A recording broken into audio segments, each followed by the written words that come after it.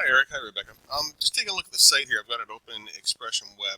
Let's take a look at a couple of the options. It sounds like, and it depends on how your editor is actually set up, I believe, but there may be a situation where it's knocking something out. So let's just close this down here for a second. So when you change an image, you can simply open up the page, double click on it, go to the Browse button, like so, all right? And then you go to the wherever you have your picture stored. In this case, we have a site. We have the themed images, and you can select a different one. Obviously, we've got the generic ones that come in here, right? So I'll just switch one here as an example. I think it's the Portfolio Large we're using there. So that switches the image out right there.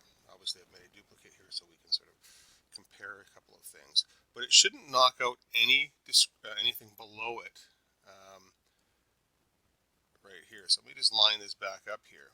What it might do is add a style of width and height, and that's okay, but it shouldn't knock anything out below. So I just want to make sure when you're changing your picture, right, um, double click, do the browse, find out wherever your image is, right, select the image, click on open and OK, and there you go, it changes out the image like that. Okay, but there's another way you can do it as well. I'll just show you. Right? Like I said, this way here, all it should ever do is maybe add a style of width and height, and that doesn't really matter if it's there or not. You can leave it there, you can get rid of it. It won't change how the component functions. But something else you can do here. Let me just show you a trick, and then, oops, I don't want a snapshot. I want my folder list. Okay. Um, See a little space down here, right, above the div tag and below the thing. This where these blank spaces here.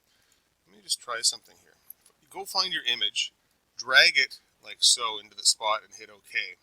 And then what it'll do is going to create an image tag, and all you need to do is just copy everything in between the double quotes.